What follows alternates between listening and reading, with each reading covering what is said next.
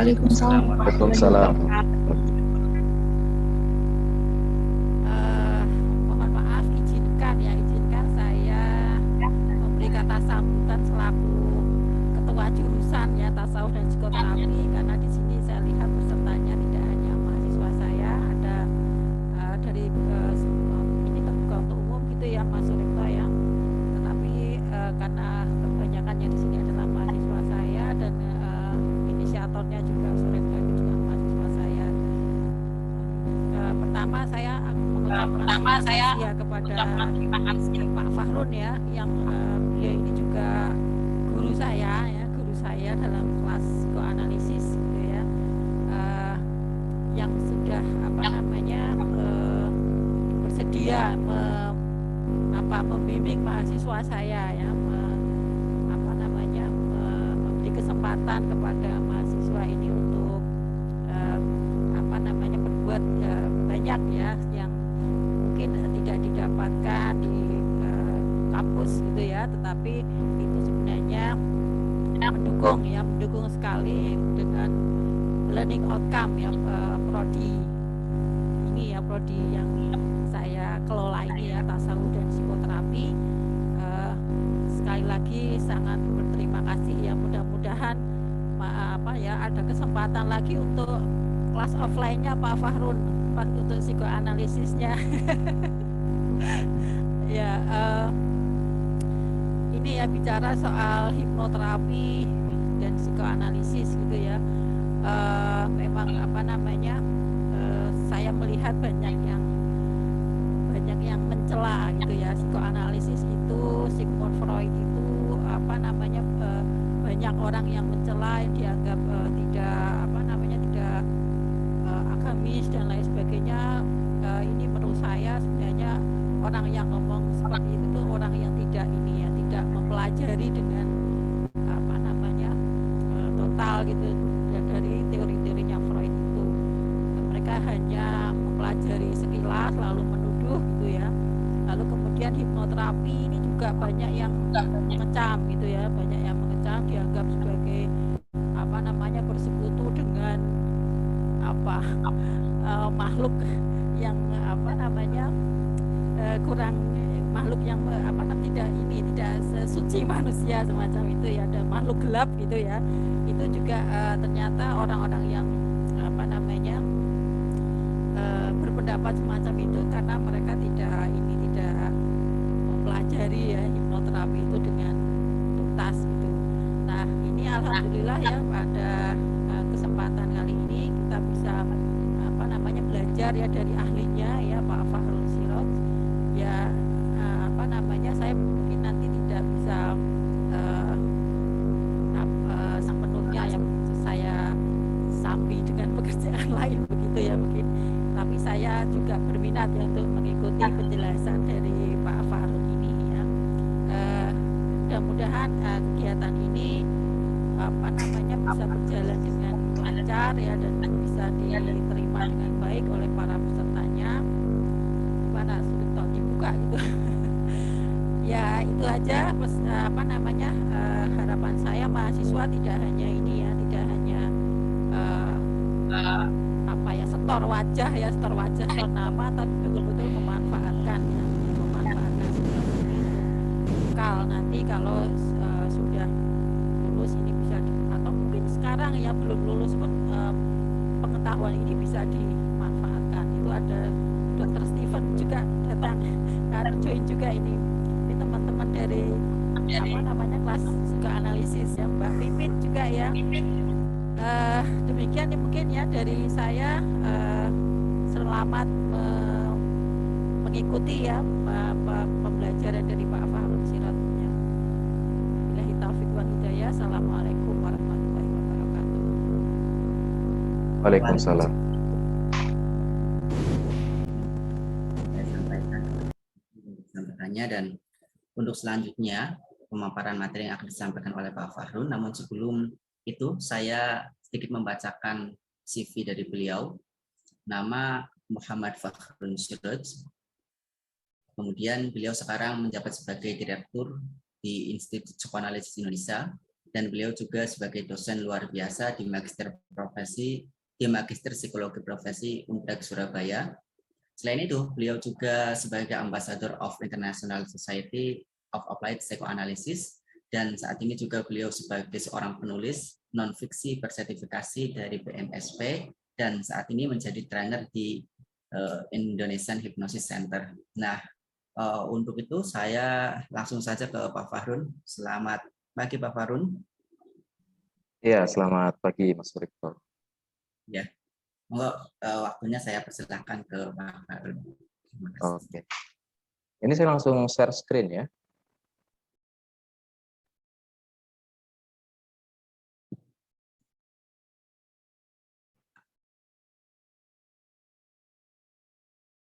Iya. Selamat pagi menjelang siang ya, teman-teman ya. Hari ini saya diberikan kesempatan yang tidak terlalu panjang juga ya, untuk membicarakan mengenai apa yang menyembuhkan ya dari hipnoterapi. Tadi sudah diperkenalkan ya oleh Mas Victor. Kemudian langsung kita ke pertanyaan tadi ya, yakni apa yang menyembuhkan dalam hipnoterapi. Saya kira pertanyaan seperti ini selalu diajukan ya, dan pertanyaan yang lumrah sebenarnya untuk diajukan, mengingat pekerjaan kita ini kalau kita telusuri secara historis memang istilahnya itu healer ya, penyembuh ya. Sehingga dalam praktiknya juga, mau hipnoterapi atau psikoterapi secara keseluruhan itu pasti selalu dihadapkan dengan pertanyaan apa yang sebenarnya menyembuhkan ya. Kalau di kedokteran mungkin ya, tadi ada Mas Steven ya, di kedokteran kalau ditanya apa yang menyembuhkan ya, mereka tentu punya obat-obatan ya, punya serangkaian prosedur juga ya, yang bisa menghasilkan kesembuhan ya, secara badaniah tentunya. Sekalipun mulai tahun 1800-an ya, ada seorang dokter juga di Eropa namanya Wernicke, dia menciptakan terapi rehat ya, rest terapi, di mana dia juga untuk pertama kalinya mengatakan, dan yang kemudian juga nanti diadopsi oleh Sigmund Freud ya, bahwa kedokteran sendiri itu sebenarnya elemen kesembuhannya itu bukan pada obat-obatannya ya, tapi justru pada hubungan antara dokter dan pasien ya. Tentu saja pemikiran seperti itu sangat aneh ya di tahun itu ya, karena psikoterapi juga belum ada ya. Kedokteran masih menjadi katakanlah rezim ya dalam dunia kesembuhan ya, untuk dunia kesehatan. Nah, belakangan ya, apa yang menyembuhkan ini berusaha untuk dipetakan lebih lanjut. Jika teman-teman bertanya ya, kepada seorang hipnoterapis ya, atau juru hipnoterapis ya, sekarang sudah ada profesi khusus mengenai hal itu di BNSP, apa yang menyembuhkan dari hipnoterapi ya, maka ada 3 jawaban teratas ya Bapak Ibu. 3 jawaban yang sebenarnya tidak menjelaskan apapun. Jawaban pertama, dan ini mungkin yang paling populer ketika Bapak Ibu menanyakan apa yang menyembuhkan dari hipnoterapi, jawabannya adalah kesembuhan berasal dari Tuhan. Ya, biasanya ini diikuti dengan kalimat imbuhan ya, yakni manusia hanya bisa berikhtiar saja.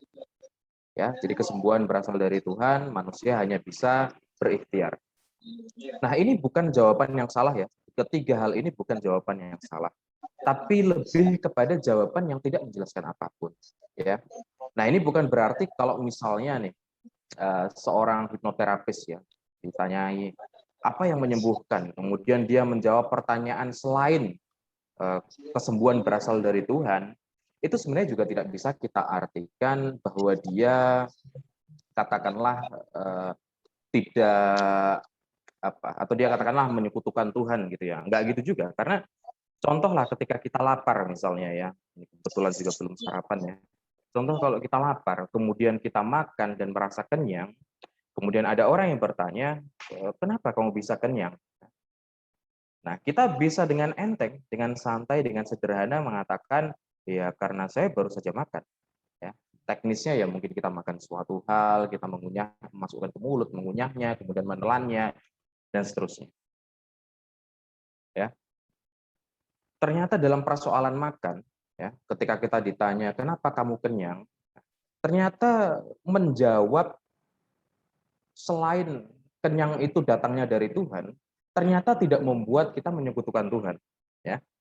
Jadi kalau misalnya ini nanti ya banyak ya dari mahasiswa tasawuf dan psikoterapi ya, kalau ditanya apa yang menyembuhkan, ya, ini menjawab selain jawaban pertama ini tidak berarti mengkerdilkan kuasa Tuhan ya. Fokusnya justru pada kalimat imbuhannya sebenarnya, yakni ikhtiar yang kita lakukan. Tapi pertanyaan itu, jawaban itu sendiri bisa kita kejar lagi ya. Apa persisnya ikhtiar yang dilakukan itu? Nah, kalau jawabannya ya dengan hipnoterapi itu tadi, itu ikhtiarnya. Nah, ini akhirnya kayak anjing yang sedang ngejar ekornya sendiri ya. Jadi muter-muter aja terus gitu. Jadi ini jawaban pertama yang tidak menjelaskan apapun. Bukan berarti salah, tapi tidak menjelaskan apapun. Ya. Kemudian jawaban populer juga ya, kedua, yakni sugesti positif luar biasa pengaruhnya. Nah, ini sendiri sugesti positif itu yang seperti apa gitu kan ya. Mengingat istilah positif itu dulu memang dikesankan sebagai yang baik ya, yang benar ya, positif, sementara yang negatif itu sebaliknya ya, yang buruk ya. Tapi kalau sekarang ada COVID itu positif COVID kan nggak baik tuh ya, malah negatif gitu yang jadi kabar baik kan. Jadi istilah positif dan negatif itu juga dikaburkan sekarang oleh COVID gitu kan. Jadi sugesti positif ini sendiri juga akhirnya menjadi sesuatu yang tidak jelas maknanya ya. Kemudian ditambah luar biasa pengaruhnya itu sendiri juga suatu klise ya, tidak menjelaskan apapun. Nah mungkin penjelasan ketiga ini, jawaban ketiga ini sudah yang mendekati bagus lah ya. Sekalipun lagi-lagi masih terlalu abstrak, yakni adanya perubahan cara berpikir ya. Nah, ini bisa lagi kita kejar dengan pertanyaan dalam kehidupan sehari-hari kita manusia ini terus mengalami perubahan cara berpikir gitu ya. Apa yang membedakan perubahan cara berpikir dalam kehidupan sehari-hari dengan perubahan cara berpikir yang terjadi dalam psikoterapi atau dalam hipnoterapi ya dalam kasus ini. Nah, ini lagi-lagi jawaban ini sekalipun tidak salah tapi tidak menjelaskan apapun ya. Nah, kalau kita terus-menerus menggunakan tiga jawaban ini, ya, kalau kita terus-menerus menggunakan tiga jawaban ini, ya, kita pada akhirnya menyulitkan mulai dari rekan sejawat yang ingin mengetahui tentang hipnoterapi, ya, maupun juga masyarakat pengguna jasa, ya, yang mungkin kritis dan ingin tahu apa yang sebenarnya terjadi. Nah, jadi tiga jawaban ini sekalipun sangat populer ya, tapi dia sebenarnya tidak menjelaskan apapun. Ya, dia masih bisa dikejar lebih jauh. Lalu bagaimana ya kita menjawab pertanyaan apa yang menyembuhkan dalam hipnoterapi? Nah, ini kita merangkumnya dalam kalimat yang ringkas ya, yakni tindakan terapeutik atau therapeutic act ya, menghasilkan perubahan psikologis, psychological change. Nah, di sini ada dua elemen ya. Ada tindakan terapeutik, ya, sesuatu yang kita lakukan atau kita berlakukan di dalam terapi. Dan yang kedua ada perubahan psikologis, ya. Atau perubahan psikologis ini bisa kita bayangkan ya sebagai konsekuensi dari tindakan terapeutik. Mari kita tinjau lebih jauh dua hal ini. Ya. Pertama tindakan terapeutik ya. Tindakan terapeutik atau therapeutic act ya. Ini meliputi 5 tindakan ya. 5 tindakan yang bisa menghasilkan kesembuhan. Ya. Yang pertama ada sugesti ya atau sugesti ini sendiri kata serapan ya. Istilah kita pemberian saran ya, memberikan saran, memberikan masukan, itu sugesti. Banyak yang hari ini membedakan antara sugesti dengan informasi ya, atau sugesti dengan edukasi ya. Nah, ini hal yang sebenarnya lumrah ya, karena seringkali titik tolak perbedaannya itu ada pada maksud dari si terapis ya. Kalau sugesti itu ada maksud, ada motif dari terapis agar sang klien ya itu mengikuti sarannya. Tapi kalau pemberian informasi ya itu hanya menyajikan data-data saja, informasi-informasi saja, dan klien berhak untuk memilih. Tapi dalam banyak literatur seringkali memang pemberian informasi itu dikategorikan dalam bagian sugesti ya. Kemudian yang kedua, ini adalah manipulasi. Ya. Nah, ini termasuk juga tadi ya istilah sugesti positif ya. Itu adalah kalimat atau kata yang abstrak ya. Jadi dia tidak bisa diartikan bahwa yang positif itu berarti selalu baik. Termasuk dalam masyarakat kita mungkin ya, manipulasi ini sering dikaitkan dengan sesuatu yang negatif, sesuatu yang buruk ya. Contoh misalnya mahasiswa ya, mahasiswa semester akhir manipulasi data penelitian, apalagi kalau penelitiannya eksperimen ya, mungkin pakai p-hacking dan lain sebagainya, atau datanya hanya dirubah misalnya ya, agar hasilnya mendukung hipotesis penelitian misalnya. Itu kan diartikan sebagai sesuatu yang buruk ya, sesuatu yang tidak terpuji. Nah, tapi dalam persoalan tindakan terapeutik ya, manipulasi itu tindakan yang netral ya. Atau kalau mungkin manipulasi itu terkesan terlalu negatif ya, ada eufemisme ya, penyederhanaan atau penghalusan kata yang masih serupa dengan manipulasi, yakni pengkondisian ya. Jadi manipulasi ini bisa kita kesandingkan dalam istilah lain yakni pengkondisian. Klien dikondisikan sedemikian rupa. Ya. Kemudian abreaksi ya, abreaksi. Ini istilah yang pertama kali muncul di Studies on Hysteria ya, bukunya Joseph Breuer dan Sigmund Freud ya, sebagai hasil dari katarsis abreaksi. Banyak yang membayangkan bahwa abreaksi ini singkatan dari abnormal reaction ya. Tapi sebenarnya ya ini tidak harus kita artikan sebagai suatu singkatan ya, tapi ya abreaksi itu sebenarnya reaksi yang tidak normal memang. Ya.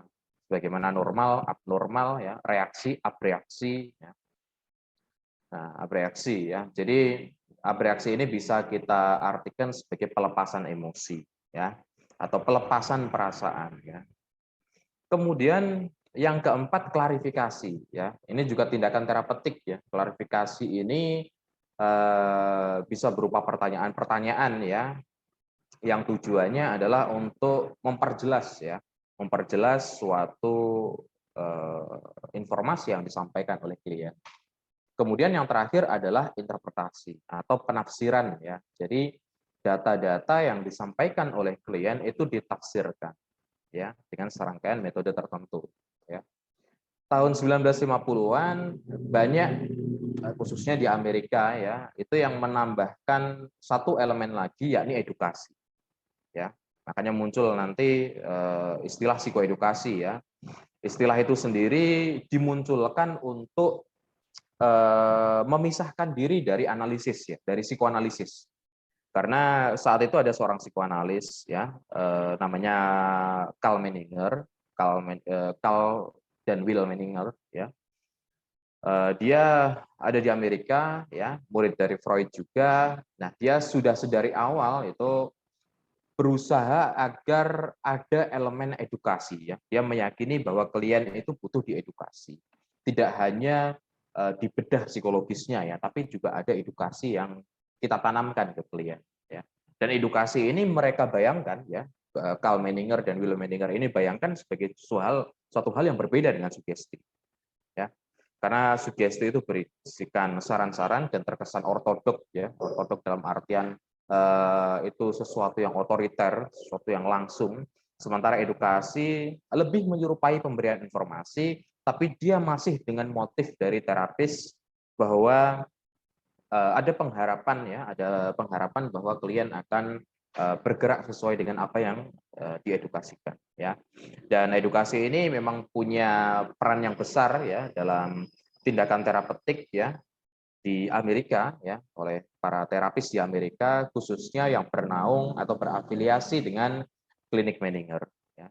Klinik Menninger itu sampai sekarang masih berdiri ya, didirikan oleh Carl Menninger itu, dan semakin besar sekarang ya dengan menggabungkan pendekatan psikoanalisis dan psikologi kognitif.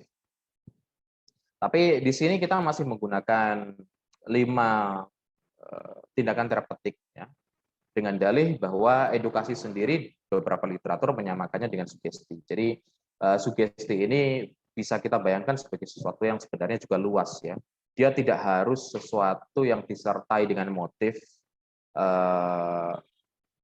otoriter maksudnya ya. Mengingat sekarang dalam hipnoterapi sendiri kan dibagi ya, ada direct suggestion dan indirect ya. Ada otoritatif dan ada yang permisif ya. Khususnya ketika Milton Erickson mulai mengembangkan sugesti tak langsung gitu ya. Nah, ini adalah 5 tindakan terapeutik ya. Masing-masing ini pasti selalu digunakan ya. Semua jenis psikoterapi yang benar-benar psikoterapi itu pasti menggunakan kelima-limanya ya, tanpa terkecuali. Makanya disebut juga sebagai instrumen psikoterapi ya, psikoterapeutik instrumen. Jadi 5 hal ini pasti ya, 5 tindakan ini pasti selalu ada ya, pasti selalu digunakan ya. Contoh misalnya orang psikoanalisis ya, psikoanalisis. Sering kan psikoanalisis itu dibayangkan anti sugesti ya, menolak sugesti karena sugesti itu dibayangkan sebagai sinonim dengan represi ya, menekan gejolak batin seseorang. Faktanya psikoanalisis juga masih menggunakan sugesti ya. Di awal sesi seorang psikoanalis selalu mengatakan kepada analisanya, katakan apapun yang muncul di pikiran Anda, tidak peduli penting atau remeh, benar atau salah, baik atau buruk ya. Cukup apapun yang muncul dalam pikiran diutarakan sebebas mungkin, selepas mungkin. Nah, itu sendiri adalah bentuk dari sugesti ya. Jadi sugesti dalam psikoanalisis itu ya, itu masih dipakai juga ya, karena itu adalah instrumen psikoterapi. Ya. Jadi sugesti masih digunakan ya, hanya saja memang sugestinya akhirnya tidak ditujukan dalam rangka terapeutik ya, tidak ditujukan untuk menyembuhkan, tapi lebih untuk memfasilitasi ya, atau sebagai suatu arahan ya, agar analisan diberikan penekanan untuk mengutarakan secara bebas tentang pengalaman batinnya. Kemudian juga manipulasi. Manipulasi ini sangat kental dalam psikologi perilaku ya, atau behavioristik ya. Makanya istilahnya tadi pengkondisian kan sangat behavioristik ya. Tapi faktanya psikoanalisis sendiri juga menggunakan manipulasi ya. Contoh misalnya analisan atau klien ya, atau pasien diminta untuk berbaring di kelayan, di sofa ya, berbaring. Kemudian dia tidak diperkenankan untuk melihat analisnya ya, atau melihat terapisnya. Jadi sepanjang sesi ya, dia berasosiasi bebas tadi yang mengutarakan tentang dirinya, dia tidak boleh melihat kepada analisnya ya. Kemudian dia diminta untuk fokus pada apapun yang muncul dalam pikirannya. Itu sendiri adalah bentuk dari manipulasi. Bahkan kalau kita mau bicara dalam konteks psikoanalisis klasik ya, model-modelnya Freud, itu luar biasa manipulasinya itu. Pertama, mulai dari pintu masuk dan pintu keluar itu harus berbeda ya. Jadi klien masuknya lewat pintu A ya, yang dekat dengan ruang tunggu, nanti keluarnya dia lewat pintu sendiri ya. Beda dengan klinik sekarang ya. Klinik sekarang ya rata-rata pintu masuk sama pintu keluarnya ya sama ya. Tapi Freud benar-benar mengkondisikan ya kliniknya itu sedemikian rupa ya. Jadi pintu keluar, pintu masuk beda. Kemudian sampai sekarang ini juga masih banyak yang memakai harus menggunakan karpet-karpet yang tebal ya. Tujuannya untuk meredam suara sehingga suara itu menjadi lebih lebih dalam ya. Jadi analisan pun ketika mendengarkan suaranya sendiri dia lebih terfokus ya. Kemudian juga menggunakan cermin ya. Cermin itu diletakkan di belakang analis, tapi yang masih bisa dilihat oleh analisan. Jadi ketika analisan misal menangis, dia sedih ya, atau dia mungkin menceritakan kisah yang pilu tapi wajahnya tersenyum, dia bisa melihat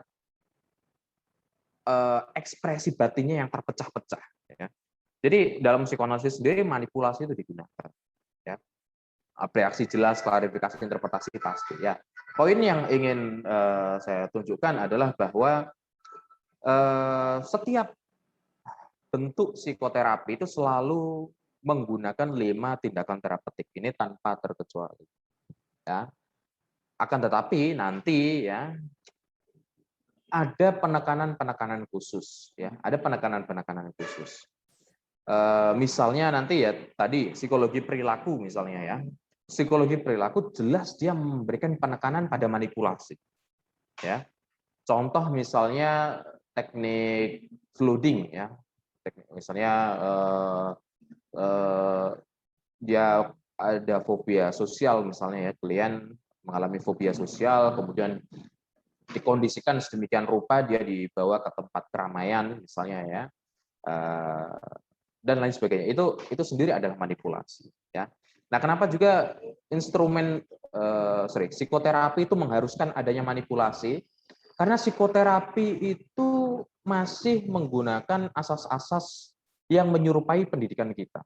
Ya, apa bedanya pendidikan dengan cangkruan? Ya, sekalipun keduanya mungkin ada pertukaran informasi ya dari seseorang ke orang yang lain.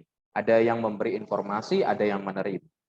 Nah, bedanya tentu saja pendidikan itu terjadi, ya, proses belajar mengajar terjadi dalam lingkup yang teratur. Ya, nah, lingkup yang teratur hanya bisa terjadi ketika ada manipulasi, ada pengkondisian yang terjadi di situ. Nah, kalau kita cangkruan, ngopi-ngopi, ya, sekalipun ada diskusi mungkin ya, bahkan ada yang bilang ngopi itu kan ngobrol pikir gitu ya.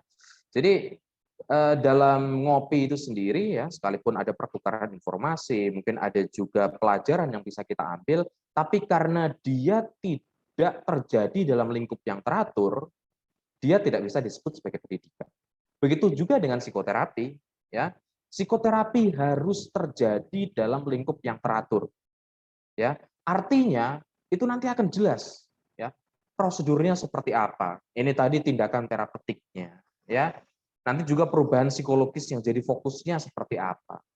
Kemudian juga indikasi dan kontraindikasinya seperti apa. Diagnosis, prognosisnya seperti apa. Itu harus jelas semuanya. Ya.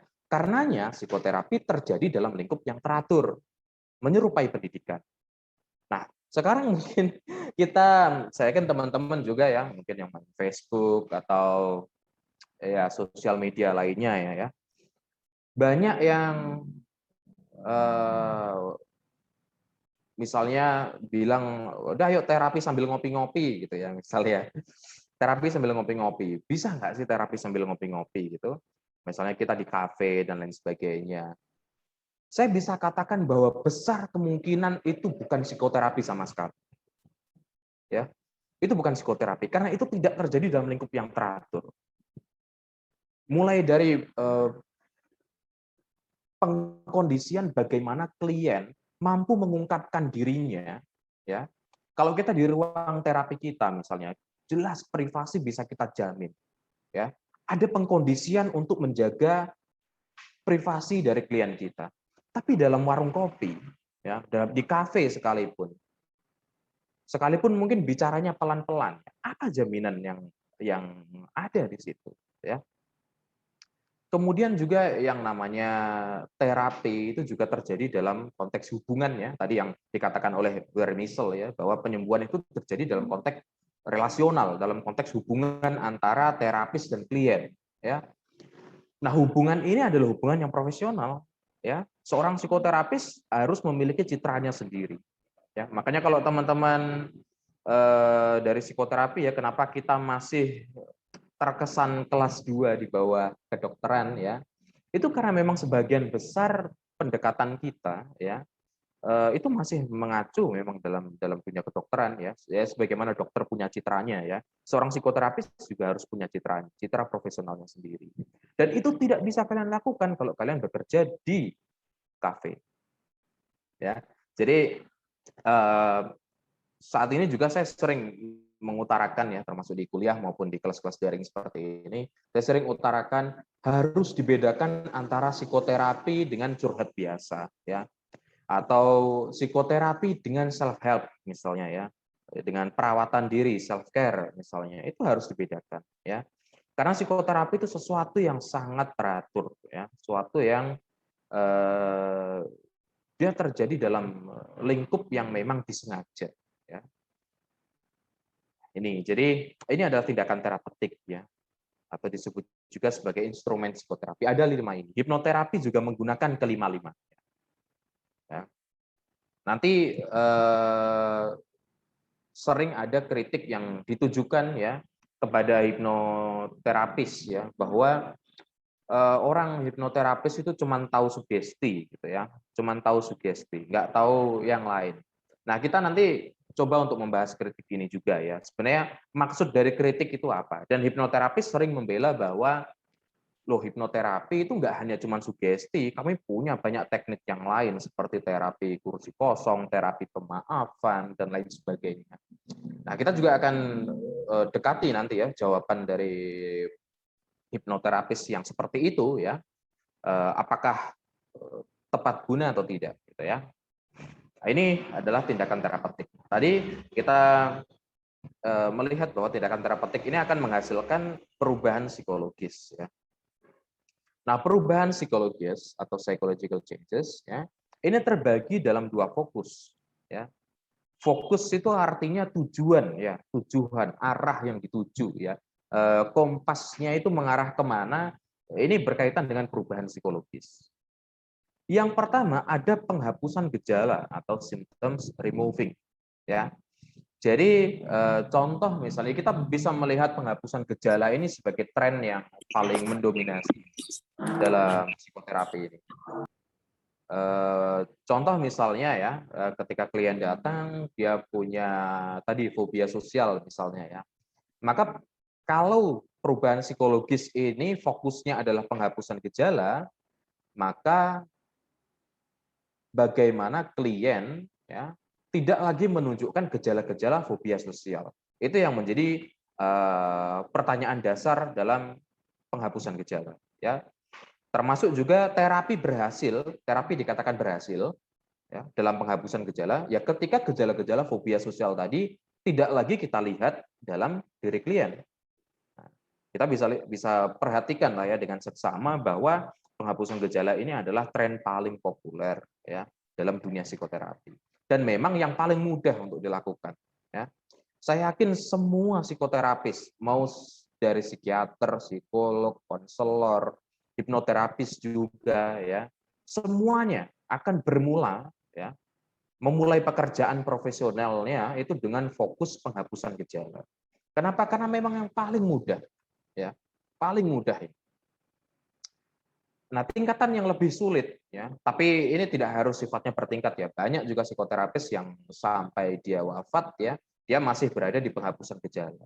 Ya, dia memang fokusnya memang diarahkan ke situ ya, sesuai dengan orientasi teori yang dia gunakan. Mungkin dia menggunakan ya psikologi perilaku atau psikologi kognitif dan lain sebagainya.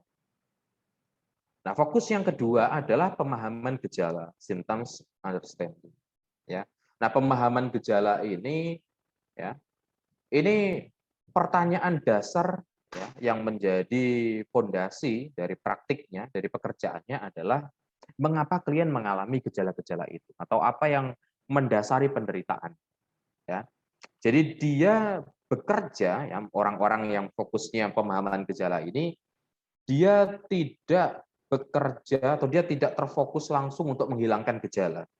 Melainkan dia bertanya lebih dahulu, apa yang membuatnya seperti itu? Ya. Apa yang katakanlah dalam bahasa terapis alternatif itu akar masalahnya ya, root cause-nya apa? Nah, ini akhirnya juga berbeda ya, hasil akhirnya atau terapi dikatakan efektif itu juga berbeda. Kalau penghapusan gejala, terapi efektif ketika gejalanya sudah hilang, katakanlah begitu ya, atau sudah tiada. Dalam pemahaman gejala, ya, terapi dikatakan efektif ketika klien memiliki wawasan yang mendalam, yang sangat personal, yang menarik, yang unik, yang khas ya, mengenai asal-usul penderitaan. Ya. Ketika dia memperoleh wawasan itu, insight itu, ya, gejala itu sendiri tidak harus hilang, ya. Bisa jadi sampai bertahun-tahun berikutnya klien masih memiliki gejala tersebut, ya. Dalam beberapa kasus gejalanya bisa jadi hilang, ya. Jadi ada tidaknya gejala ini bukan lagi fokus dari pemahaman gejala. Fokusnya ya bagaimana gejala itu dipahami, ya, asal usulnya atau etiologi. Nah, dari dua ini saja kita sudah bisa melihat perbedaan yang sangat tajam, ya. Ketika seorang klien datang di hadapan teman-teman, ya,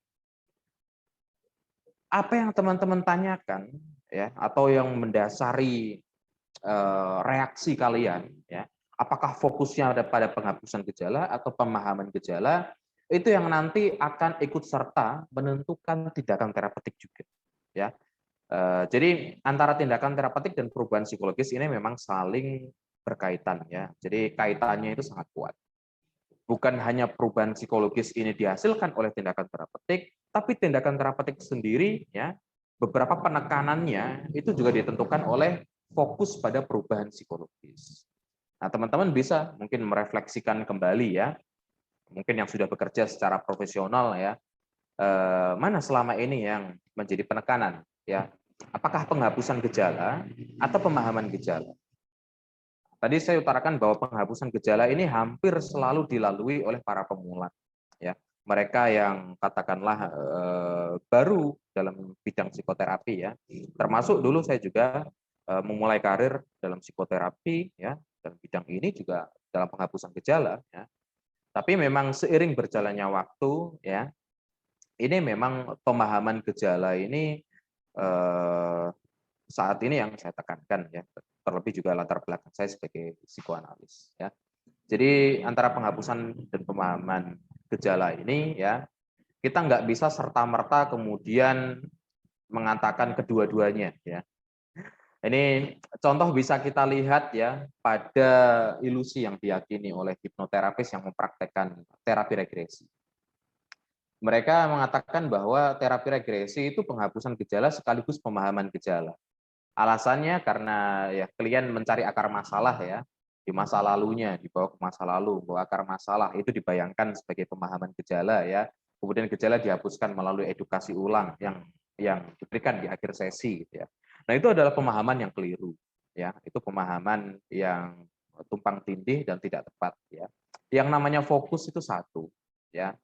Yang namanya fokus itu selalu satu, nggak bisa fokus pada banyak hal, ya.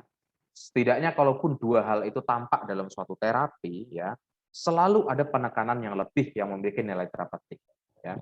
Contoh akhirnya dalam terapi regresi tadi, ya, itu jelas bahwa fokusnya adalah penghapusan gejala, ya, bukan pada pemahaman gejala. Nah, ini makanya penting juga untuk disimak lagi, ya. Sekalipun belakangan memang, ya, ini mau tidak mau perlu kita akui, ya, penelitian belakangan mengkonfirmasi bahwa pemahaman gejala ini menghasilkan perubahan psikologis yang lebih kuat daripada penghapusan gejala. Tahun 2015 riset menunjukkan demikian untuk depresi kronis. Kemudian juga tahun 90-an sampai tahun 2000 sampai saat ini juga, ya, para peneliti bukan hanya dari psikoanalisis atau psikodinamik, ya, tapi juga dari psikologi kognitif, ya, itu sudah mulai mencatat bahwa ternyata pemahaman gejala, ya, itu memiliki efek terapeutik yang lebih besar daripada sekedar penghapusan gejala. Tapi sampai saat ini penghapusan gejala masih tetap digunakan karena penghapusan gejala ini akhirnya berimplikasi pada waktu yang dibutuhkan, ya. Jika terapi ditujukan untuk menghapus gejala, fokusnya menghapus gejala, terapi itu bisa sangat ringkas, ya. terapi bisa sangat ringkas. Alhasil karena terapinya ringkas, biaya yang dikeluarkan juga lebih murah, ya, lebih kecil ya. Tapi dalam pemahaman gejala ini butuh banyak sesi, ya, butuh banyak sesi. Tapi perolehan hasilnya, ya, efektivitasnya itu lebih permanen. Ya. Nah, memang persoalan waktu ini menjadi apa ya, tirani ya, menjadi penguasa ketika kita menangani klien gitu ya. Seringkali klien ya yang mungkin tidak memiliki ekonomi yang baik ya, sulit bagi kita untuk menerapkan atau fokus pada pemahaman gejala. Sehingga seringkali beberapa terapis memang mau tidak mau ya fokusnya menggunakan penghapusan gejala ya. Jadi persoalan waktu memang cukup bermain di sini ya. Cuman kalau kita bicara soal waktu dalam psikoterapi ini mungkin menarik. Consumer report ya, laporan konsumen hari ini kalau tidak salah hari pelanggan nasional ya, atau internasional saya kurang tahu, tapi hari pelanggan gitu ya. Sebuah riset melibatkan 4.000 responden ya, yang semua respondennya ini pernah menjalani psikoterapi ya. Dia melaporkan ya, para konsumen ini melaporkan dalam riset ini bahwa terapi jangka panjang ya, terapi yang lebih dari 9 bulan, saya agak lupa bulannya, 6 atau 9 bulan, saya agak lupa. 6 bulan ya, terapi yang lebih dari 6 bulan itu menghasilkan efek yang baik ya, lebih baik daripada terapi ringkas atau terapi yang kurang dari 6 bulan. Kemudian terapi yang lebih dari 1 tahun menghasilkan efek yang lebih kuat pengaruhnya. Terapi yang lebih dari 2 tahun, efeknya jauh lebih kuat dalam kehidupan daripada yang kurang dari itu. Akhirnya ada kesimpulan yang diambil oleh para peneliti ya, bahwa semakin banyak terapi itu semakin baik ya, semakin banyak sesi terapi itu semakin baik. Semakin sedikit sesi terapi itu semakin buruk. Tapi kenapa sampai sekarang ya, sekalipun penelitian itu laporan itu ya, laporan konsumen itu dulu sangat ramai di Eropa dan Amerika ya. Tapi kenapa sampai sekarang terapi ringkas masih ditekankan ya? Ini ada 3 hal yang sebenarnya mendasari ya. Yang pertama yang tadi sudah disebutkan ya, faktor ekonomi.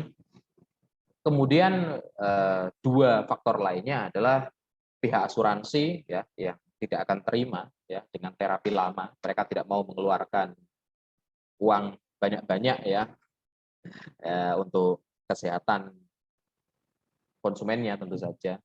Ya, saya kira setiap orang yang berlangganan asuransi ya punya masalah ya. Kemudian yang ketiga adalah peneliti akademis ya. Peneliti akademis ini sampai saat ini dianggap sebagai biang kerok dari buruknya psikoterapi ya, atau bobroknya psikoterapi, pelayanan psikoterapi. Karena peneliti akademis ini mereka nggak mau meneliti itu lama ya. Mereka pengennya penelitiannya cepat ya, dan hasilnya itu cukup kuat gitu ya. Nah, jadi peneliti akademis itu ikut serta menyumbangkan tren-tren sekarang ya, mulai dari evidence base ya, empiris dan lain sebagainya, yang semuanya pada akhirnya mendukung penghapusan gejala dan terapi yang lebih ringkas. Tapi kalau ditinjau dari penelitian-penelitian terbaru juga, mulai dari laporan konsumen sampai penelitian tahun 2015 di Tavistock gitu ya, semuanya menunjukkan bahwa pemahaman gejala itu yang lebih tepat guna, yang lebih permanen hasilnya. Nah, tadi ya, perubahan psikologis dan tindakan terapeutik ini saling berhubungan ya. Sekalipun perubahan psikologis adalah hasil dari tindakan terapeutik, tapi fokus pada perubahan psikologis juga menentukan penekanan pada tindakan terapeutik. Di sini ya, jika perubahan psikologis berfokus pada penghapusan gejala, maka tindakan terapeutik utamanya adalah sugesti dan manipulasi. Ya. Jadi ini bukan berarti dia tidak memiliki tindakan terapeutik yang lain, tapi yang diberikan penekanan yang utama itu adalah sugesti dan manipulasi. Atau kalau kita menjawab pertanyaan semula ya, apa yang menyembuhkan dalam hipnoterapi, kita bisa mengatakan Jika perubahan psikologis itu ditujukan untuk penghapusan gejala dalam sesi hipnoterapi, maka yang menyembuhkan itu adalah sugesti dan manipulasi. Ya. Kemudian, kalau perubahan psikologis ini berfokus pada pemahaman gejala, maka tindakan terapeutik utama adalah klarifikasi dan interpretasi. Ya. Nah, hipnoterapi sendiri tidak harus berfokus pada penghapusan gejala, ya, tidak harus berfokus pada sugesti dan manipulasi. Karena dalam hipnoterapi ada juga yang namanya hipnoanalisis, ya. Saya tekankan lagi, hipnoanalisis ini bukan terapi regresi, ya, bukan seperti yang Adi Gunawan gambarkan. Nah, saya harus menyebutkan nama beliau karena selalu dikatakan bahwa beliau menggunakan hipnoanalisis, ya, padahal itu bukan hipnoanalisis sama sekali. Tidak ada analisis sama sekali dalam hal itu. Itu masih hipnoterapi dengan teknik terapi regresi, ya. Nah, kalau hipnoanalisis, ya, itu paduan antara hipnosis dan psikoanalisis memang. Jadi harus menggunakan ini tindakan terapeutik yang utama itu klarifikasi dan interpretasi. Ya, ini dua senjata utama. Kemudian penekanan pada tindakan terapeutik yang utama menunjukkan ciri khas dari teknik terapi yang digunakan. Barulah dari tindakan terapeutik ini kita bisa melihat, ya, teknik-teknik yang tersedia itu apa saja. Contoh misalnya ini tadi, ya, sugesti dan manipulasi untuk penghapusan gejala. Teknik-tekniknya apa saja yang ada? Ya, teknik-teknik yang dijelaskan di pelatihan hipnoterapi, ya, advance hipnoterapi itu, atau kalau di IHC ya level 2 itu, ya, CHT itu. Tekniknya ada banyak, ya, mulai dari tadi terapi kosong, terapi kursi kosong, terapi pemaafan, kemudian desensitisasi sistemik, ya, sistematis, ya. Kemudian apalagi pembayangan objek, ya, objek imagery dan lain sebagainya, itu semua adalah tindakan terapeutik, ya, yang utamanya itu sugesti dan manipulasi, ya. Dalam terapi kursi kosong, ya, jelas manipulasinya disediakan 2 kursi kosong, ya. Disugestikan juga ada arahan-arahan. Dalam objek imagery, ya, menggunakan manipulasi juga, menggunakan pekondisian, diminta untuk membayangkan masalahnya menjadi suatu objek, suatu benda dan lain sebagainya, ya. Dalam sistematisasi, dalam desensitisasi sistemik, ya, itu karena behavioris banget, ya, psikologi perilaku banget, sehingga jelas pasti manipulasinya juga kuat, ya. Jadi itu memang fokusnya pada penghapusan gejala, ya. Jadi termasuk juga terapi regresi usia tadi, ya, itu kan jelas, ya, itu sugesti dan manipulasi juga. Ini fokusnya penghapusan gejala. Kalau yang tindakan terapeutik utamanya klarifikasi dan interpretasi, ya, ini teknik-teknik yang tersedia dalam hipnoterapi atau hipnoanalisis, ya, ada banyak. Ada induksi mimpi misalnya, ya, klien disugestikan, ya, disugestikan untuk bermimpi, ya, untuk bermimpi. Nah, mimpinya itu bukan sesuatu yang langsung terarah seperti sugesti dalam objek imagery misalnya. Bayangkan masalahmu menjadi katakanlah kamu untel-untel, ya, kamu gulung-gulung di sebuah kertas gitu misalnya. Atau kamu buang di tong sampah, atau kamu bakar dan sebagainya. Sugestinya langsung terarah. Tapi kalau sugesti di dalam ini, ya, karena dia bukan utama, dia tidak langsung terarah, ya. Misalnya seorang klien disugestikan untuk bermimpi selama 15 menit di dalam sesi hipnoanalisis itu, ya. Nah, kemudian dia akan bermimpi. Ketika dia dibangunkan dari kondisi hipnosis, ya.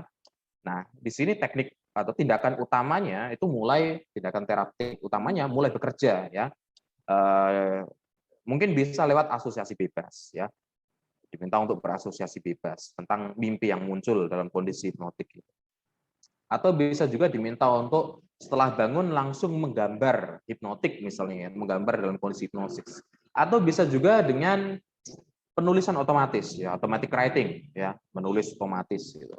Atau bisa juga lewat playing, ya, bermain, atau drama, ya, dramatisasi, ya. Ada banyak tekniknya, ya. Nah, ini semua, ya, ketika data itu muncul, ya, contoh misalnya orang berasosiasi bebas. Nah, ini lagi-lagi yang membedakan antara terapi regresi dan hipnoanalisis, ya. Dalam terapi regresi, karena tindakan terapeutik utama itu bukan klarifikasi dan interpretasi, alhasil ya apapun yang diutarakan oleh klien, ya misalnya dia mengatakan bahwa di masalah saya melihat orang tua saya sedang bertengkar gitu ya. Ayah menggunakan baju merah, kemudian ibu menggunakan daster coklat misalnya dan lain sebagainya. Mereka berantem ya, ayah memukuli ibu dan lain sebagainya ya. Misalnya dalam kondisi hipnotik ya, dalam terapi regresi dia mengatakan hal itu. Ketika terapinya nanti ya, edukasi ulangnya itu ya, dia mungkin diminta untuk memaafkan ayahnya ya. Ya diminta untuk memaafkan ayahnya dan lain sebagainya. Jadi apa yang diutarakan oleh klien ya dianggap sebagai sesuatu yang demikian adanya. Ya. Apa yang klien ceritakan yaitu yang terapis kerjakan berikutnya. Ya. Yang ditindaklanjuti ya apa yang diceritakan. Makanya jangan heran kalau terapi regresi kemudian bisa dengan luar biasa imajinatif mengeluarkan yang namanya past life regression ya, kehidupan masa lalu ya, kehidupan sebelum sekarang jadi kaisar ya, atau jadi seorang pertapa atau jadi seorang ulama ya. Kalau kita lihat itu semua hanya hampir waham ya. Semuanya menunjukkan waham besaran. Kenapa nggak ada di masa lalu dia jadi gembel gitu ya, atau di masa lalu dia jadi ikan cupang gitu, ya entahlah. Jadi imajinasinya terlalu tinggi. Bahkan termasuk ketika klien sedang false memory ya, ada kekacauan dalam ingatannya, itu tetap saja diyakini sebagai sesuatu yang benar. Ya. Jadi itu yang membedakan ya akhirnya antara terapi regresi dengan hipnoanalisis ya. Kalau di hipnoanalisis apa yang klien utarakan itu harus diklarifikasi dan interpretasi lebih dahulu. Karena ya dia bergerak dengan pemahaman gejala. Itu harus dipahami dulu ya. Apa yang klien utarakan belum tentu betul-betul demikian ya. Manusia ini masih menjadi satu-satunya hewan yang sangat ahli dalam sabotase diri ya. Jadi perlu klarifikasi dan interpretasi. Ya. Nah, kita bisa melihat nih akhirnya ya, kita bisa memetakan ya, mulai dari perubahan psikologisnya ya, fokusnya pada apa, itu nanti tindakan terapeutik yang ditekankan juga apa, kemudian teknik-teknik yang tersedia juga apa, itu akhirnya beda-beda ya. Dan akhirnya kita bisa melihat bahwa hipnosis ini, hipnoterapi ini sebenarnya suatu pendekatan terapeutik yang sangat kaya ya. Tapi dia hampir direduksi oleh sebagian besar praktisinya yang memang tidak mengerti tentang psikoterapi. Ya, dia melakukan terapi tanpa mengerti psikoterapi itu seperti apa prosedurnya. Ya, di sinilah makanya penting ya untuk selalu ada namanya pelatihan lanjutan ya. Kalau di PKHI sendiri ya, Perkumpulan Komunitas Hipnotis Indonesia, selalu ada pembimbingan lanjutan. Ya, termasuk juga teman-teman saya yakin kalau mungkin ada yang berafiliasi dengan asosiasi profesi lain ya, tentunya ada pembimbingan lanjutan ya. Nah ini materi kita ya, termasuk juga tadi ya pertanyaan mengenai hipnoterapi itu terlalu menekankan pada sugesti gitu ya, taunya cuma ngasih sugesti.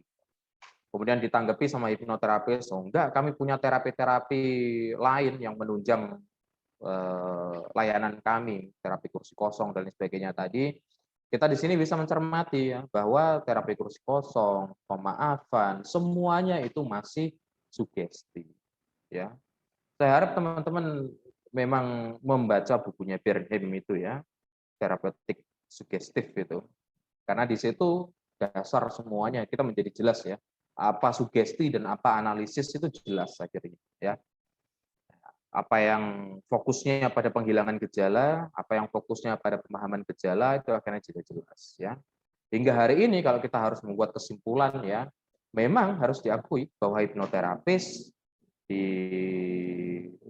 mayoritas ya, itu memang fokusnya adalah pada pemberian sugesti. Karena itu tindakan terapeutik yang memang ditekankan, yang diutamakan ya.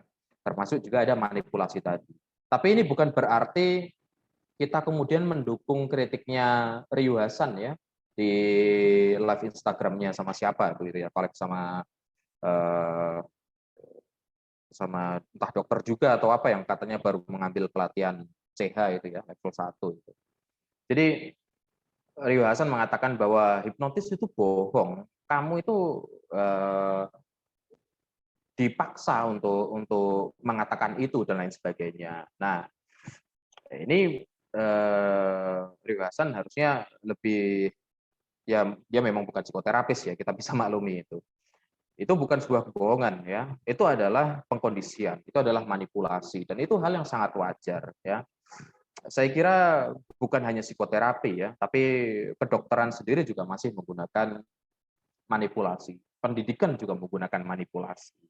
Pengkondisian itu sangat perlu dan itu tidak berarti sebuah kebohongan.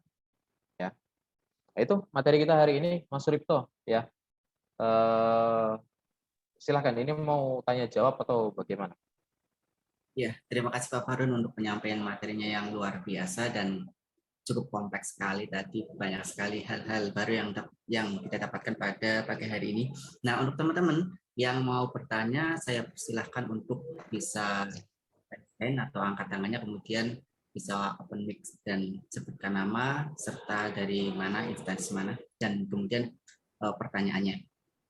Ada dari teman-teman yang ingin bertanya?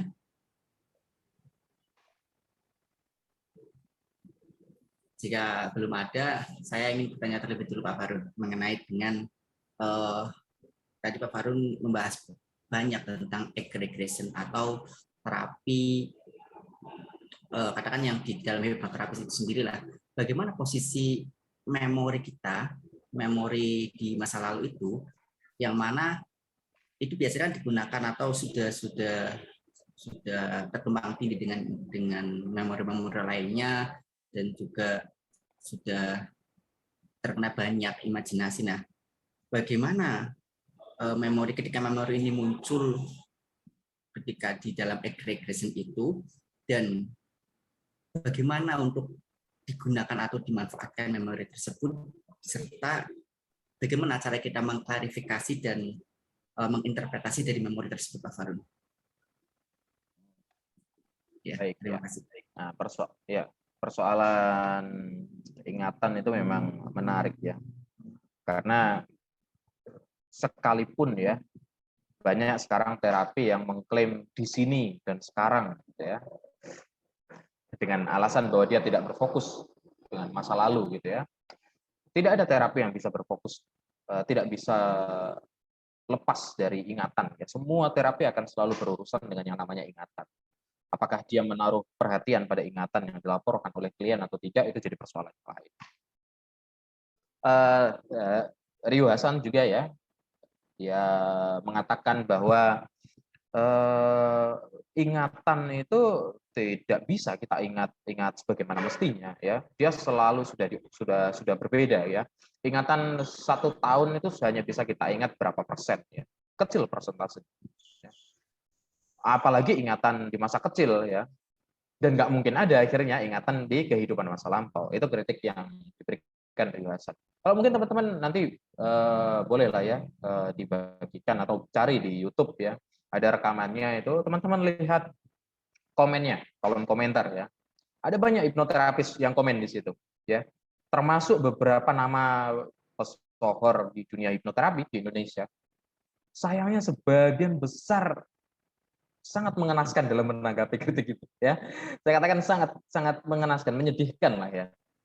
Kenapa saya katakan demikian? Karena sebagian besar komentar itu lebih ke arah sok bijak daripada menjawab kritiknya gitu loh. Lebih ke sebagian besar ya hipnoterapis mengatakan gini, seharusnya narasumbernya ada hipnoterapis juga ya. Narasumbernya ada hipnoterapis juga. Jadi bisa lebih imbang materinya. Dan juga banyak lah ya rekan-rekan hipnoterapis ya yang ada di circle saya juga mengatakan hal itu. Dan karena saya sekalipun saya sudah lama ya, tahun 2009 saya terjun ke hipnoterapi itu ya. Tapi karena saya baru terjun lagi di komunitas ini, di dunia hipnoterapi ini ya, akhirnya saya masih agak sungkan-sungkan untuk membagikan pandangan yang kompleks ya. Tapi oke lah, saya katakan di sini dengan terus terang ya. Saya harap teman-teman yang di sini karena sebagian besar akademisi dan juga profesional ya, jadi bisa lebih terbuka. Bayangkan jika di acara itu ada narasumber mengundang ada host ya, ada moderator mengundang 2 narasumber. Satu Ryu Hasan, seorang dokter dan neurolog atau apa ya, jelas punya pengetahuan tentang ilmu saraf ya. Kemudian satu narasumber hipnoterapis. Itu latar belakangnya dia psikiater, kayak dia psikolog, kayak atau dia dari orang teknik lah, kan sebagian besar hipnoterapis itu orang teknik ya, kalau orang teknik orang pendidikan. Kemudian mereka debat soal ingatan, ya. Mari kita agak iseng-iseng imajinasi gitu. Ryu Hasan ngomong soal ingatan itu tidak bisa kita peroleh lagi gambarannya dengan jelas. Hipnoterapis mengatakan, oh ya tentu bisa. Kami punya terapi regresi. Dengan terapi regresi kami bisa membawa klien kembali ke masa lalu untuk mengingat kembali. Ya. Dan bukan hanya mengingat kembali, klien harus mengalami revivifikasi. Dia mengalami kembali ingatannya sehingga gambaran yang ada di situ menjadi jelas. Termasuk karena dia mengalami ya sensasi-sensasi seperti indrawi ya, mulai dari penglihatan, pendengaran, apa yang kita rasakan bisa dialami kembali oleh klien. Kemudian Ryu Hasan akan mengatakan, "Oi, dengerin dulu.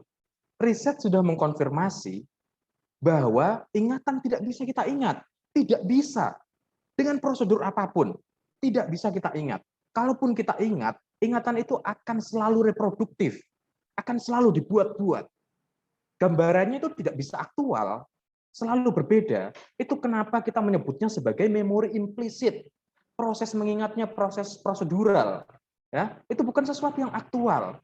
Kemudian hipnoterapis dengan enteng mengatakan, loh, kita punya IC dan SSE. Inisial sensitivity, inisial akar masalah lah ya, akar masalah sama ingatan yang cabang-cabangnya. Ingatan cabang-cabang itu bisa kita peroleh, kita telusuri sampai ke akar masalahnya, ke ingatan yang asli. Dan kita bisa membayangkan bahwa Ryu Hasan mungkin harus mencari sebanyak mungkin botol bir ya, minuman bir yang aktif dia minum setiap acara-acara daring gitu. Karena dia mungkin pasti akan stres ya. Stres bukan karena dia kalah debat gitu ya, tapi karena dia berdebat dengan orang yang salah memang. Jadi, IC dan SSE ya, kalau teman-teman sudah belajar hipnoterapi, itu bukan teori, ya. Itu bukan teori sama sekali. Itu hanya bagaimana kita melihat sebuah ingatan ya, bahwa ingatan itu ada ingatan pendahulu. Kalau kita ingat ke sekarang, itu ada ingatan yang cabang-cabangnya. Istilahnya ramification ya, ingatan yang bercabang. Ya. Jadi kalau kita ingat itu kita nggak langsung bisa menuju ingatan awal, tapi ada ingatan cabang-cabang terlebih dahulu. Atau dalam bahasanya psikoanalisis ada asosiasi ingatan terlebih dahulu. Nah, itu tapi tidak menjelaskan apapun ya, itu bukan teori karena dia tidak menjelaskan apa-apa. Dia hanya memberikan gambaran bahwa begitulah ingatan itu bekerja ya, dalam artian ada ingatan yang paling awal yang mendahului, kemudian ada ingatan-ingatan yang bercabang. Nah, kalau mau memang debat itu akan dilakukan ya, hipnoterapis sudah pasti keok ya. Itu saya kira bunuh diri yang tidak elegan ya. Debat dengan penelitian-penelitian terbaru tentang memori implisit, pemrosesan prosedural ya, mengenai sifat ingatan dengan hanya teori yang sangat receh tentang IC dan SSE itu bunuh diri yang tidak cantik lah ya, tidak elegan. Jadi memang sudah dari ya mulai penelitiannya Elizabeth Lucas gitu ya tentang false memory ya, ingatan palsu itu dimunculkan ya. Hingga hari ini memang kalangan profesional ya yang dituduh cacat pikir ya, falasi, itu hanya hipnoterapis ketika bekerja dengan ingatan. Ada artikel jurnal, saya lupa penulisnya siapa ya. Dia menulis jurnal judulnya A Case of Psychotherapist Fallacy ya. Berbicara tentang previous life ya, regression to previous life ya. Itu dianggap sebagai cacat pikir ya, falasi atau logika palsu yang dimiliki oleh psikoterapis yang bekerja dengan ingatan-ingatan. Jadi persoalan ingatan ini memang tidak bisa kita benarkan begitu saja ya. Psikoanalisis selalu memberikan penekanan bahwa bukan hanya ingatan ya, tapi apapun yang diutarakan oleh klien ya, itu adalah suatu fakta mentah. Kalau kita bicara dalam konteks fisika kuantum ya, itu adalah fakta mentah. Itu butuh konfirmasi lebih lanjut. Nah, konfirmasinya menggunakan klarifikasi dan interpretasi. Kalau kita psikoanalisis ya klarifikasi interpretasi itu murni dalam konteks verbal ya. Tapi kalau dalam hipnoanalisis memang ada pendekatan-pendekatan lanjutan ya. Contoh misalnya untuk mengklarifikasi suatu informasi misalnya ya. Seorang psikoanalis, dia akan lebih banyak menggunakan pertanyaan-pertanyaan ya, katakanlah misalnya probing ya. Menanyakan ketika kamu misalnya mengingat hal itu apa yang kamu rasakan ya. Oke, kamu merasa sedih, saya bisa mengerti hal itu ya. Apakah mungkin kamu pernah merasakan perasaan sedih yang serupa ya. Jadi dipahami asosiasinya, kaitan-kaitannya. Tapi kalau dalam hipnoanalisis bisa juga menggunakan asosiasi bebas ya. Tapi ada juga teknik-teknik lain, contoh ya misalnya tadi dengan menggunakan dramatisasi misalnya ya. Jadi dia diminta untuk memperagakan secara langsung ya. Misalnya dia melihat orang tuanya tadi ya, di ingatannya dia melihat orang tuanya bertengkar dan lain sebagainya. Kemudian kita minta untuk dia berada di posisi ayah, mendramatisir hal itu ya. Dan seterusnya ya. Pada akhirnya memang apa yang membedakan antara pekerjaan terapi regresi dengan hipnoanalisis ya, dalam persoalan ingatan ya. Terapi regresi meyakini bahwa ingatan itu aktual, sementara hipnoanalisis meyakini ingatan itu reproduktif.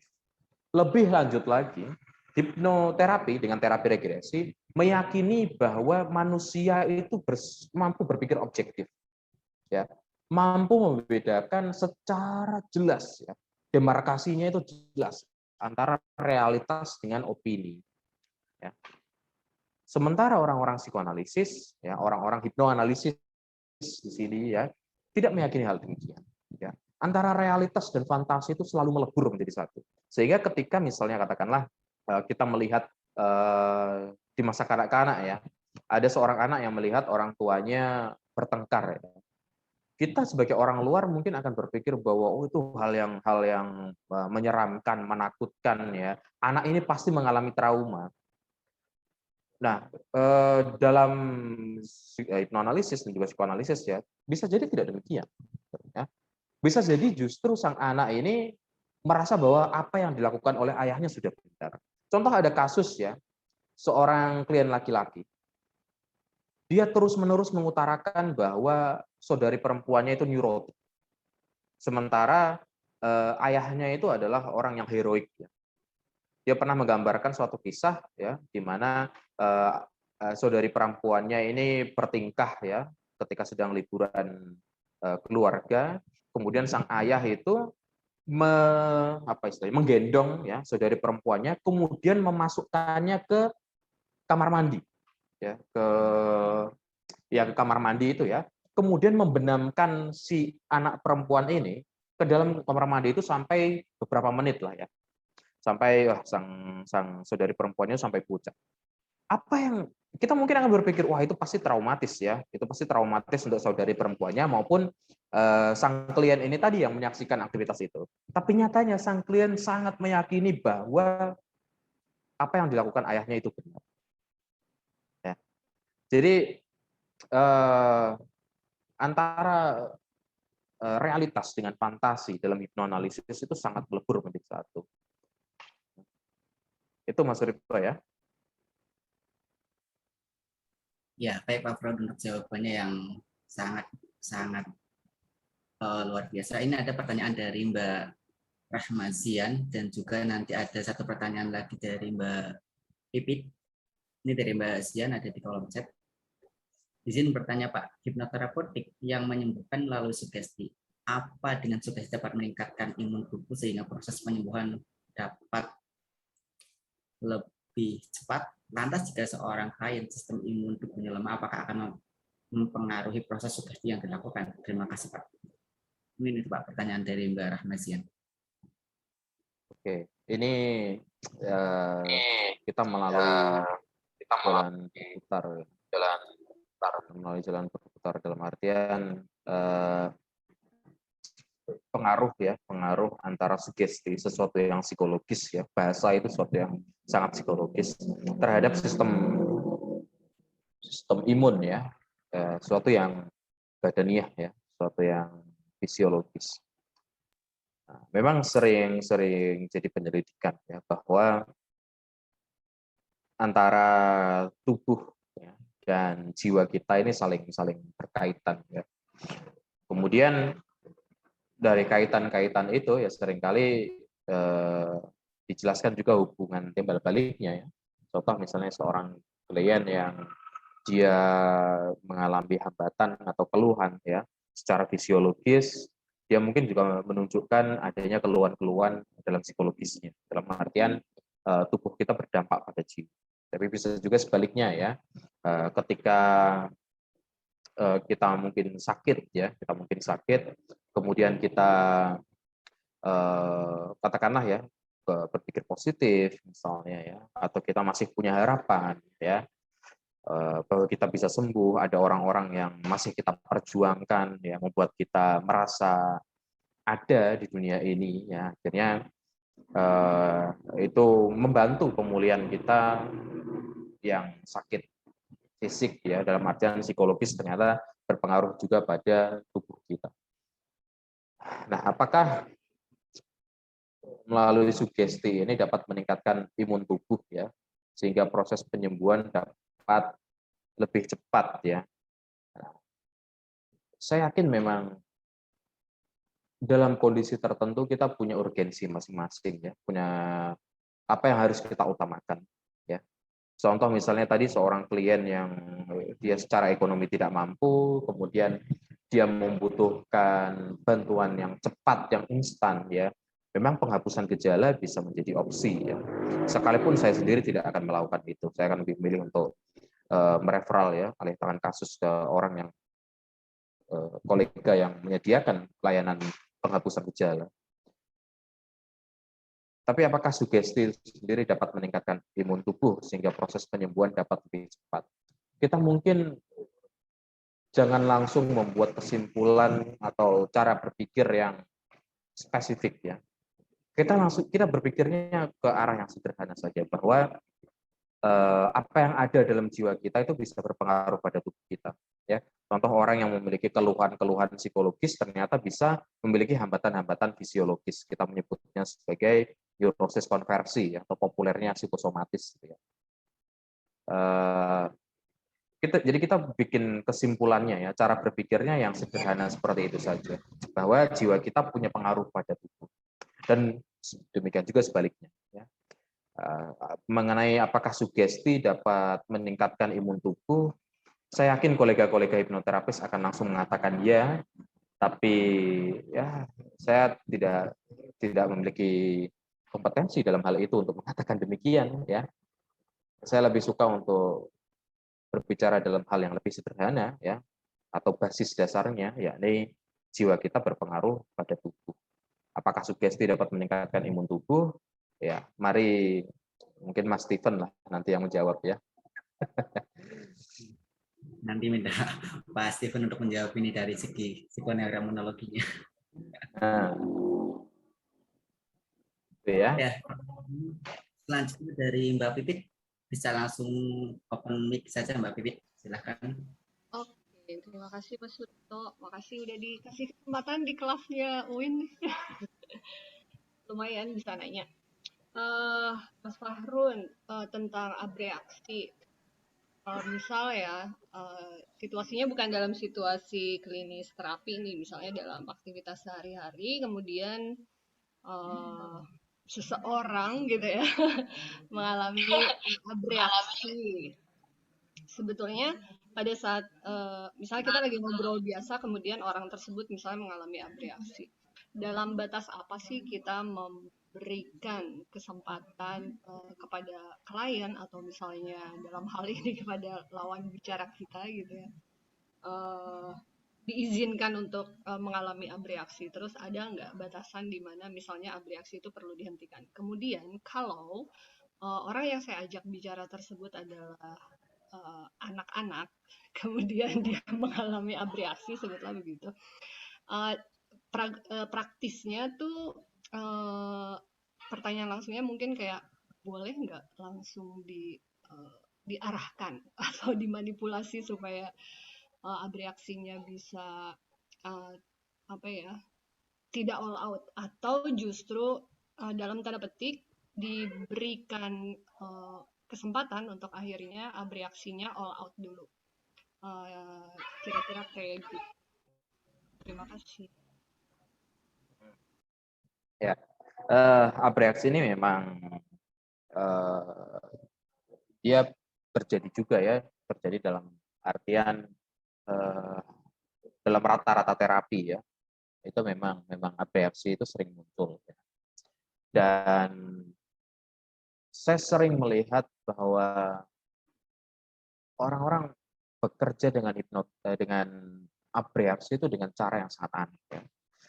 Saya katakan sangat aneh. Contoh misalnya ya, dalam hipnoterapi sendiri dan terapi regresi, ya, ketika muncul ingatan-ingatan yang bermuatan traumatis, katakanlah begitu, tidak berarti ini ingatan aktual, tapi ingatan ini dilaporkan oleh klien. Kemudian klien menangis hebat, misalnya dia menangis hebat, mungkin sampai menjerit gitu ya. Kemudian hipnoterapis bekerja dengan abreaksi dengan cara membawanya ke tempat yang aman, ya, tempat yang aman dalam pikiran dia, mungkin ke pantai, ke tempat tidur dia, ya, dan lain sebagainya. Ya, jadi disugestikan untuk kembali ke pantai dan lain sebagainya. Ya. Akhirnya klien merasa lebih tenang dan lain sebagainya. Tapi filosofi dari abreaksi adalah pelepasan emosi.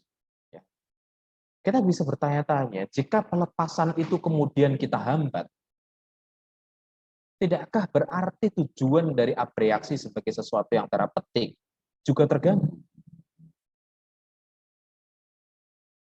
Bisa dipahami ya? Jadi abreaksi itu pelepasan emosi ya, dan itu tujuannya adalah terapeutik, tujuannya adalah penyembuhan.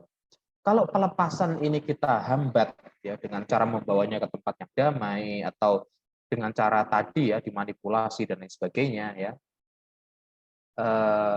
kita bisa mengajukan pertanyaan lebih lanjut ya, apakah itu kemudian tidak menghambat juga proses penyembuhan? Mengingat pelepasan dalam konteks abreaksi adalah sinonim dari penyembuhan.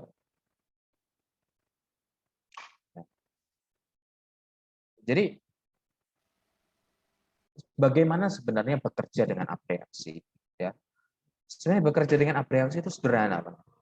Tapi memang elemen ini yang akan saya katakan, ini hampir selalu dilupakan oleh semua psikoterapis. Mau antum psikiater, psikolog, konselor, hipnoterapis, hampir selalu dilupakan elemen ini. Yakni frame and boundaries. Tadi kenapa dikatakan juga bahwa psikoterapi terjadi dalam lingkup yang teratur ya? Karena ada kerangka dan batasan yang jelas dalam terapi. Dalam yang kedua tadi, batasan ya. Di awal harus disepakati terlebih dahulu ya, sampai batas-batas mana dia boleh mengekspresikan perasaan-perasaan yang mungkin katakanlah berbahaya ya. Contoh misalnya orang-orang yang gangguan kepribadian ambag ya, orang-orang yang borderline, ketika dia abreaksi dia cenderung memukul kepalanya sendiri, atau yang bipolar juga cenderung memukul kepalanya sendiri atau membentur-benturkan kepalanya ya, atau mungkin mencakar lengannya ya, atau mungkin bagian lehernya dia cakar.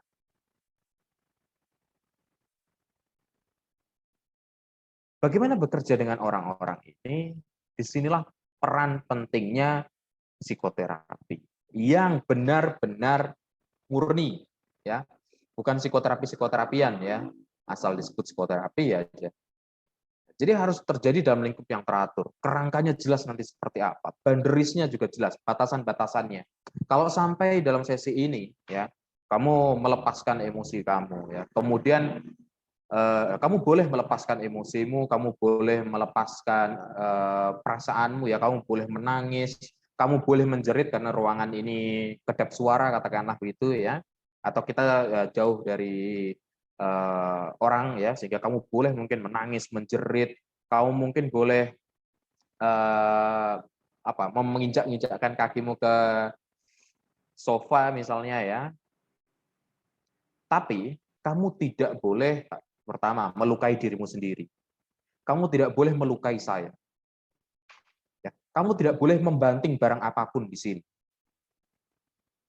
Jika hal itu kamu lakukan, dan batasan-batasan lainnya, ya, kamu juga tidak boleh setelah keluar dari sini, kamu menggunakan obat-obatan terlarang, atau minum minuman keras, atau mungkin menyakiti orang tuamu, atau pasanganmu, atau anakmu, atau mungkin sahabatmu.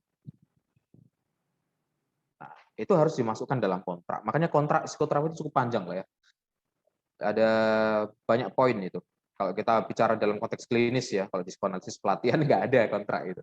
Kontraknya dengan institusi, bukan dengan analisnya, ya. Tapi kalau dalam klinis, kontraknya itu panjang memang. Karena hal-hal itu harus disebutkan memang, ya.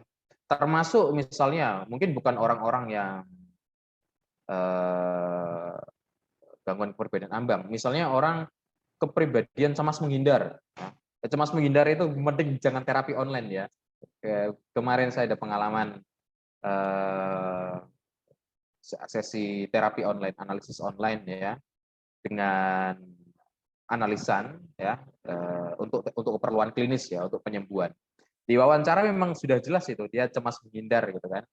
Setelah sudah tanda tangan kontrak kan, ya, sudah dibayar juga 12 juta untuk 2 bulan, nggak dilakukan terapinya. Padahal dia masuk Agustus itu harusnya. Jadi dia sudah membuang 1 bulan sia-sia itu. Padahal 12 juta itu hanya untuk 2 bulan. Jadi dia membuang sia-sia itu 6 jutanya itu untuk 1 bulan Agustus kemarin. Jadi memang, ya, ini pelajaran juga, ya, untuk bisa teman-teman gunakan, termasuk juga untuk diri saya sendiri, ya, bahwa ada beberapa jenis kepribadian yang memang tidak bisa dijangkau oleh sesi online, ya, sehingga mau tidak mau harus ketemu. Dan mungkin ada dukungan sosial juga yang dia perlukan, ya. Tapi kalau dalam konteks apreksi, ya tadi, ya, boundaries is power, itu selalu ditekankan, boundaries is power, gitu, ya. Jadi harus jelas dulu sampai batas mana klien boleh mengekspresikan pelepasan emosinya, ya. Dia mungkin boleh menangis, boleh menjerit, boleh melonjak-lonjak dan lain sebagainya, ya. Tapi dia tidak boleh melukai dirinya, melukai orang lain, menyalahgunakan obat-obatan terlarang dan lain sebagainya. Ini harus diperjelas di awal, ya, sehingga memang sudah jadi kontraknya, gitu, ya. Sehingga ketika nanti terjadi abreaksi, ya, udah kita nggak perlu, istilahnya apa, udah nggak perlu gupuh gitu, ya, nggak perlu kebingungan lagi mau ngapain gitu. Ya udah kita biarkan selagi dia masih dalam jalur batasannya. Dia mau nangis, mau jerit, katakanlah dia sesi 60 menit, ya, dia baru 20 menit membicarakan tentang dirinya, kemudian dia mau nangis selama 40 menit setelahnya sampai sesi selesai, ya silahkan. Ya, kalau memang itu yang dikehendaki saat itu, ya. Nah, kalau kasusnya anak-anak tadi, ya, kasusnya anak-anak, ini agak sulit, ya, karena kebijaksanaannya akan berbeda, ya. Anak-anak itu memang sedang dalam adaptasi dengan batasan, ya. Dia bukan sesuatu yang langsung bisa mengerti dengan batasan-batasan yang diterapkan, ya. Makanya Anna Freud juga mengimbangi antara analisis dengan edukasi, ya. Atau disebut juga sebagai terapi gabungan.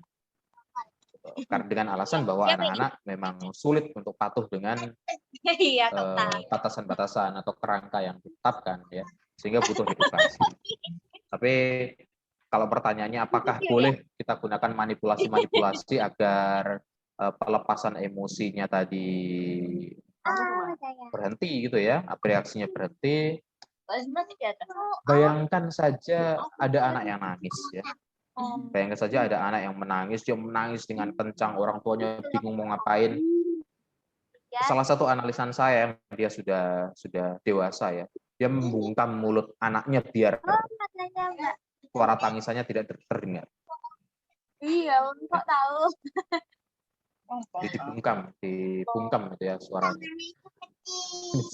Ini sepertinya suara istri saya ya. Iya. Oke, saya mute dulu. Oke. Ya, gitu. Kita lanjutkan ya.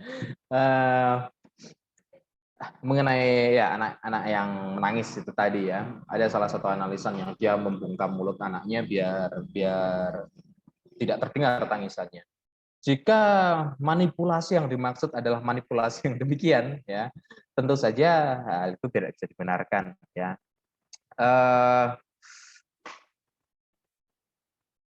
Di buku saya yang terbaru ya mengenang Sigmund Freud-nya, insya Allah terbit bulan ini ya untuk memperingati kematian Freud.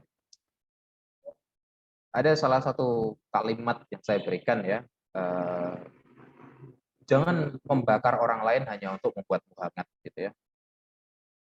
Jadi termasuk juga dalam konteks anak-anak tadi ya, jangan menyumpal mulut anak ya, hanya agar kita tidak panik, tidak terganggu dengan tangisannya gitu ya. Tapi pahami bahwa anak itu menangis juga karena suatu hal ya. Dan memang itu sangat sulit ya. Sangat sulit apalagi anak-anak yang masih dalam prabahasa ya, dia belum mengenal bahasa gitu. Memang sangat sulit sih. Itu kenapa akhirnya saya paham bahwa psikoanalisis saat ini sedang gencar penelitian mentalization itu ya, tentang bagaimana kita memikirkan pikiran orang lain. Karena ternyata sebagai orang tua juga ya, anak-anak dalam prabahasa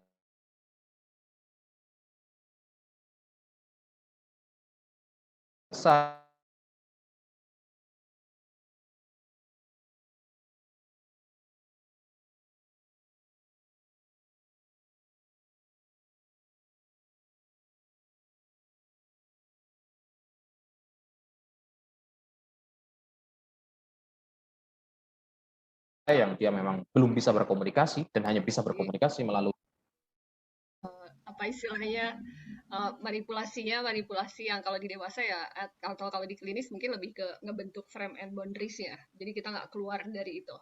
Apa seperti itu yang Mas Harun maksud? ya. Ya betul memang ya. Ini bukan berarti juga anak-anak itu tidak boleh diberikan boundaries ya. Itu tetap mutlak diperlukan ya boundaries. Bahkan saya bisa bayangkan boundaries itu sebagai praoidipal juga sebenarnya. Sebelum pada akhirnya anak mengambil nilai-nilai moral ketika fase oidipal itu ya, fase usia 5 sampai 6 tahun. Sebelum itu juga boundaries itu sudah harus dilakukan memang ya. Dan tentunya disertai dengan pemahaman bahwa anak beradaptasi dengan hal itu. Ya. Jadi ini adalah sesuatu, bayangkan gini, kita berada di lingkungan yang baru, dengan aturan-aturan yang baru. Sesekali tentu kita melakukan kesalahan, ya. Bahkan kita yang sudah dewasa tetap melakukan kesalahan. Ya. Mungkin karyawan baru, ya di tempat kerja baru, dengan budaya yang berbeda, dengan orang-orang yang berbeda, sangat wajar jika dia melakukan kesalahan. Ya. Makanya pemakluman ya itu sangat penting ya. Kalau kita bekerja dengan orang-orang baru ini ya, termasuk yang anak-anak ya. Gitu. Terima kasih Mas. Gimana? Dan Mbak Pipit? Sudah, terima kasih Mas Suripto. Terima kasih kembali Mbak Pipit. Terima kasih juga untuk jawabannya Pak Farun. Ini mungkin karena waktunya sudah hampir jam 12 ya Pak Farun. Mungkin ada tambahan dari Pak Dr. Stephen tadi menjawab pertanyaan dari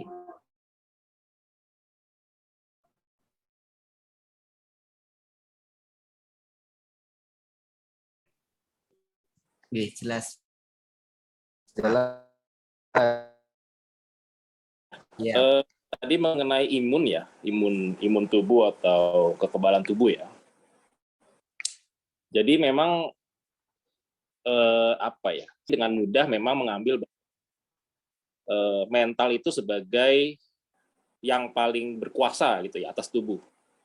Padahal sebenarnya dalam penelitian tidak seperti itu. Tidak seluruh tubuh itu bisa dikuasai hanya dengan mental gitu ya. Apalagi misalnya dengan sistem imun, itu sesuatu yang sangat kompleks. Jadi memang tadi sudah disebutkan Pak Farun, ada suatu bidang yang namanya psikoneuroimunologi ya. Dia menggabungkan antara psikologi, neuro, dan imun. Dan kita bisa perhatikan bahwa di situ imun itu selain dipengaruhi oleh psikologi, dia juga dipengaruhi oleh neurologi. Dia dipengaruhi oleh sistem saraf dan oleh ketubuhan itu sendiri. Nah itu sebabnya klaim yang terlalu cepat bahwa apalagi sifat intervensinya permukaan seperti sugesti ya. Terlalu cepat sugesti bisa mempengaruhi imun. Bukan berarti tidak bisa, tapi juga bukan berarti bisa 100%. Jadi ada kadarnya.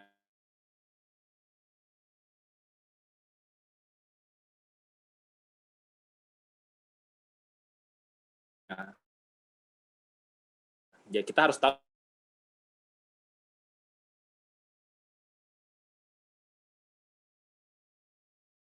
singkatnya mungkin mudah-mudahan menjawab ya.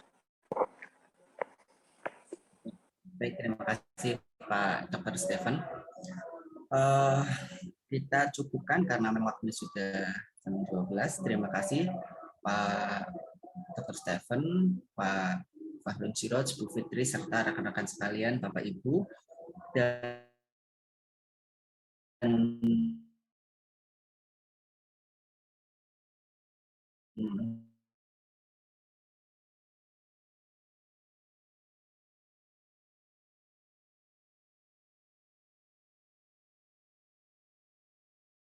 Siswa S1 psikologi melabrak saya sembari bilang psikoterapi itu bukan bercanda.